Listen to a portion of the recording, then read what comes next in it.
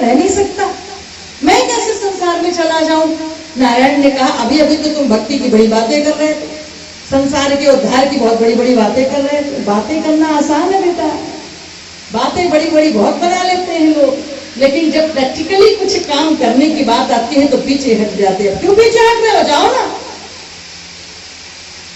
हमेशा हमसे आकर प्रार्थना करते हो और हमको ही संसार में जाने के लिए प्रेरित करते हो, हमेशा हमें संसार में भेजते हो, अब मैं तुम्हें संसार में भेजूंगा। बोलो नारायण नारायण। हमेशा आगे कहते हो ना, रामावतार हुआ भाई, वो जय जय सुरनायक जन सुखदायक प्रणतपाल भगवंता, भगवान श्री राम को प्राकट्य के लिए नारद जी सारी सेना लेकर पहुंच गए प्रभु के पास। कृष्ण के समय जब हुआ तो सर्वेश सर्वसुधार को अवतार लो आ गए। तुम्हारी हर पुकार को मैंने सुना है, अब तुमको मेरी पुकार सुननी होगी। अब इतनी जोरों का प्रवचन दे डाला, नारद जी की बोलती बंद हो। कहने लगे महाराज ये तो उल्टा पड़ गया मामला, आप बहन मुझे मार हो गया है, मैं तो आया था आपसे प्रार्थना करने और तुमने उल्टा ही हमें फंसा दिया। कहा बिल्कुल जाओ। कहा कैसे जाओ? आप कह रहे हो इस रूप में नहीं, कहा अंश रूप में जाओ। कहा अंश रूप में कैसे जाओ? क्या नाम, क्या मिशन? कहा सच्चा बाबा नाम होगा तुम्हारा, जाओ।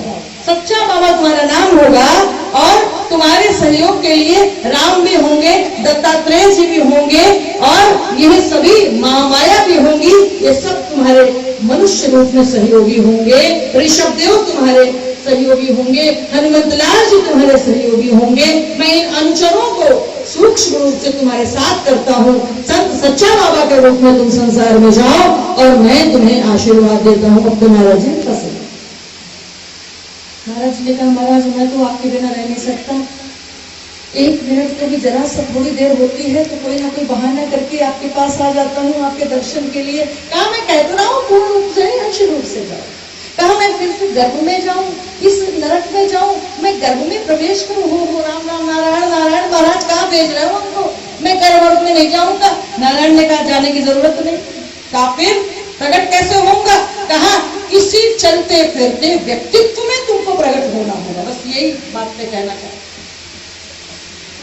जो तुम्हारे संपर्क में होगा, जो सीधा होगा, जो सच्चा होगा, जो सरल होगा, जो एकनिष्ठ होगा, जिसमें कोई चतुराई नहीं होगी, बहुत सीधा साधा सरल व्यक्तित्व होगा, उसमें तुम्हें प्रवेश करके कार्य करना होगा।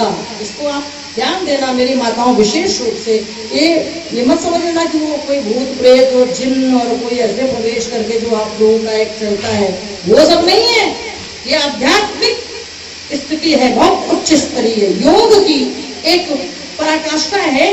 पर काया प्रवेश सिद्धि, योग में एक ऐसी प्रक्रिया होती है पर काया प्रवेश सिद्धि, अर्थात योगी लोग अपने शरीर से प्राण निकालकर और आत्म दूसरे व्यक्तित्व में डाल देते हैं और उसके शरीर में होकर वो कार्य करते हैं। ये हमारी गद्दी की परंपरा है।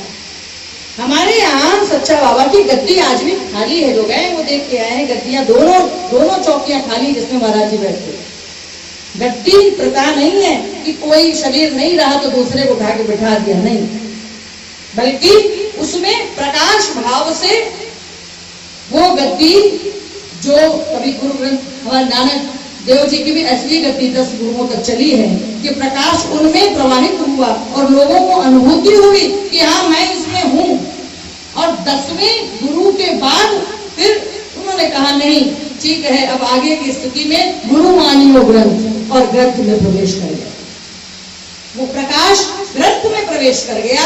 इसीलिए आज गुरु ग्रंथ साहब एक गुरु दरबार की जो गद्दी है, ठीक वही स्थिति हमारे सच्चा बाबा की गद्दी की भी है। देवर्षि नारद जी फंस चुके थे पूरी तरह से और उन्होंने कहा ठीक है महाराज आपकी जैसी आज्ञा, और देवर्षि नारद जी चल पड़े। नारायण जी ने उनको कहा तुम जाना, सबसे पहला मैं तुमको व्यक्ति दूंगा, कोई जो सहज सरल व्यक्ति होगा उसमें अंश रूप से तुम प्रवेश करना, उसके बाद आगे आगे तुमको स्वयं व्यवस्था मिलती जाएगी और तुम्हारा नाम सच्चा बाबा, और तुम्हें संसार के प्राणियों को परमात्मा की ओर उन्मुख करने का कार्य दिया जाता है। तुम्हारा कार्य केवल यही है कि तुम जो भी बिछड़े हैं, जो संसार में भटके हैं, उनको परमात्मा की राह में लगाओ। और इसी भाव से देवर्षि नारद जी को उन्होंने, हमारे भगवान ने एक लक्ष्य दिया। और तब हमारे गुरुदेव सच्चा बाबा जी नारद जी के रूप में प्रकट होकर क्या करते हैं और कैसे गद्दी आई, क्या हुआ, ये आगे आज अभी केवल इतना ही। आहा, क्या बात कि दरबार में सच्चे सच